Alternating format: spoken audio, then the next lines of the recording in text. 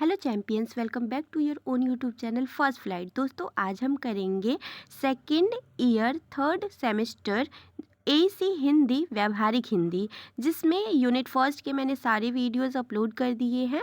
आज हम करेंगे यूनिट 2 का पार्ट 1 भी मैंने अपलोड कर दिया। आज हम करेंगे पार्ट 2 में हम करेंगे बैंकों में प्रचलित पारिभाषिक शब्दावली।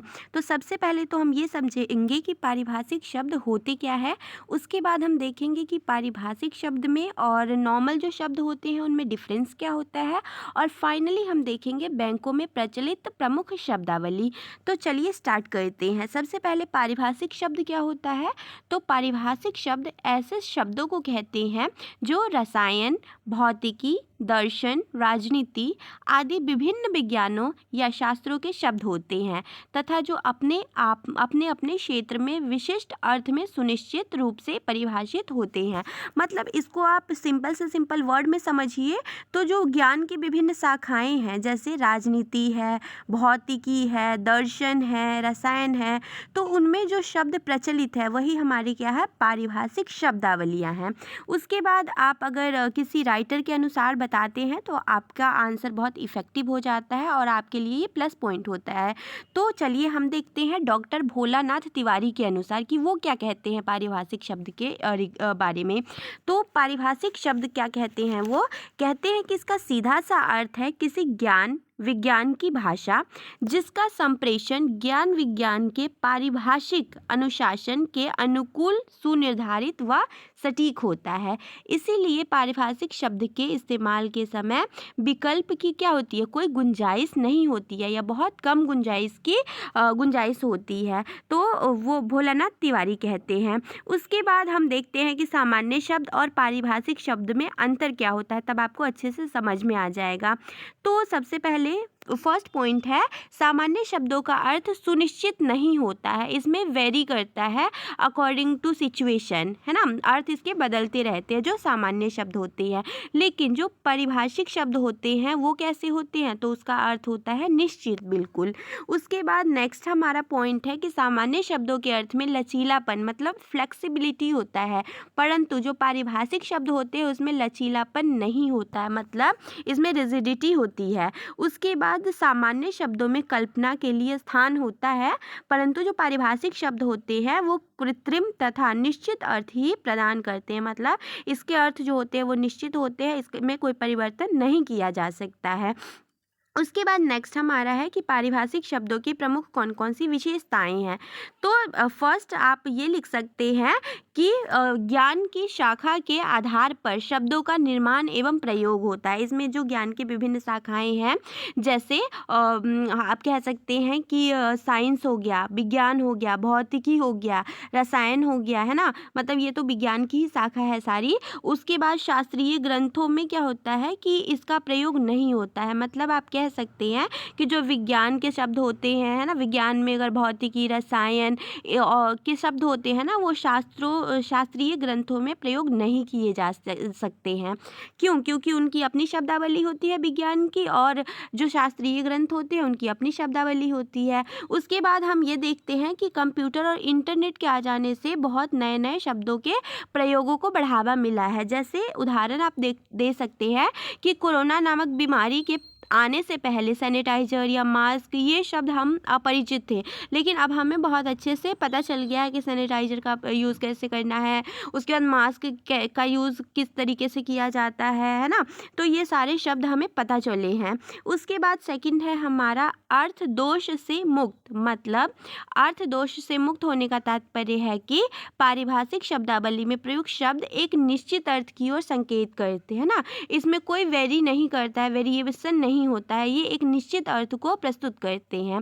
एक शब्द का एक ही अर्थ होता है, दूसरा कोई अर्थ नहीं होता है। उसके बाद अर्थ दोष, जैसे हम कह सकते हैं कि इसमें जो पारिभाषिक शब्दावलियां होती है उसमें अतिव्याप्ति नहीं होता है। मतलब अतिव्याप्ति का मतलब होता है कि एक शब्द के अनेक अर्थ। दूसरा, इसमें अव्याप्ति दोष भी नहीं होता है। अव्याप्ति का मतलब होता है अपना पूरा अर्थ न बताना। तो ये सारे दोष से जो पारिभाषिक शब्द होते हैं वो मुक्त होते हैं।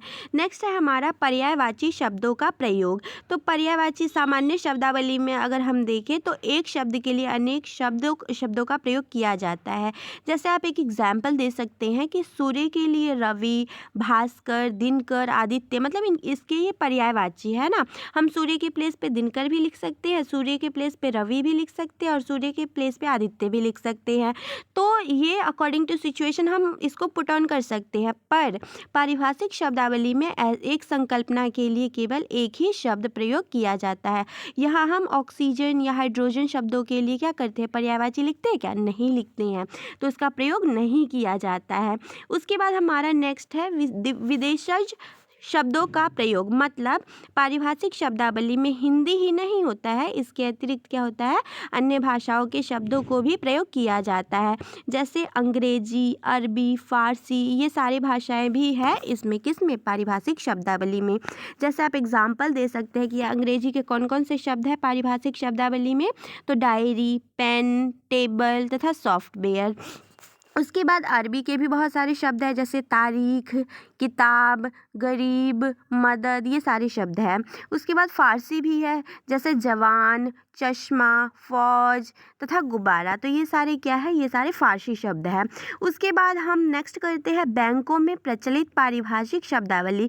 मतलब बैंक में कौन कौन से ऐसे शब्द हैं जो पारिभाषिक शब्द है और जो प्रचलन में हैं। तो फर्स्ट हम आप कम से कम 20 to 25 लर्न कर लीजिएगा, इसीलिए मैंने ज़्यादा कॉम्प्लिकेटेड वाले नहीं समझाए, ईजी वे में समझाया है, और ईजी शब्द है ये, आपको ईजी वे से लर्न हो जाएगा। तो चलिए फर्स्ट है हमारा संक्षेपाक्षर, मतलब एब्रिविएशन, जिसमें हम नॉर्मल यूज़ करते हैं, वर्ड्स को संक्षेप करके छोटे छोटे वर्ड्स यूज़ करते हैं। जैसे डॉक्टर को हम DR लिख देते हैं। उसके बाद नेक्स्ट है हमारा पालन करना, मतलब अबाइड बाय। उसके बाद नेक्स्ट है भुगतान क्षमता, मतलब एबिलिटी टू पे। उसके बाद असामान्य, एबनॉर्मल, औसत से अधिक, मतलब एबव एवरेज। उसके बाद है अधिमूल्य पर, मतलब अबव पर। उसके बाद नेक्स्ट है हमारा बकाया रकम, मतलब बैलेंस ड्यू। उसके बाद नेक्स्ट है शेष राशि, मतलब बैलेंस इन हैंड। उसके बाद है हानि शेष, मतलब बैलेंस ऑफ लॉस। नेक्स्ट है हमारा भुगतान संतुलन, मतलब बैलेंस ऑफ पेमेंट्स। उसके बाद लाभ शेष, मतलब बैलेंस ऑफ प्रॉफिट। उसके बाद है व्यापार संतुलन, बैलेंस ऑफ ट्रेड। नेक्स्ट है हमारा नगद व परिवर्तन ऋण, मतलब कैश कम कन्वर्जन लोन। उसके बाद हमारा नेक्स्ट है दशमलव सिक्का प्रणाली, मतलब डेसिमल कॉइनेज। नेक्स्ट है हमारा आर्थिक आत्मनिर्भरता, मतलब इकोनॉमिक सेल्फ सफिशिएंसी। उसके बाद नेक्स्ट है हमारा आर्थिक सर्वेक्षण, मतलब इकोनॉमिक सर्वे। नेक्स्ट है हमारा आर्थिक मूल्य, मतलब इकोनॉमिक वैल्यू। उसके बाद है अंकित राशि, मतलब फेस अमाउंट। नेक्स्ट है हमारा दुर्लभ मुद्रा, मतलब हार्ड करेंसी। और नेक्स्ट है हमारा प्रमुख शाखाएं, मतलब की ब्रांचेस। और नेक्स्ट है हमारा ऋण उधार, मतलब लोन। मानदंड, मतलब नॉर्म। छापा मारना, मतलब रेड, कहते हैं ना कि रेड पड़ा है किसी नेता के घर में, है ना, तो रेड, और मतलब छापा मारना। और उसके बाद नेक्स्ट है हमारा नोटों की गड्डी, मतलब वैड। और नेक्स्ट है हमारा आंचलिक क्षेत्र, मतलब जोनल एरिया।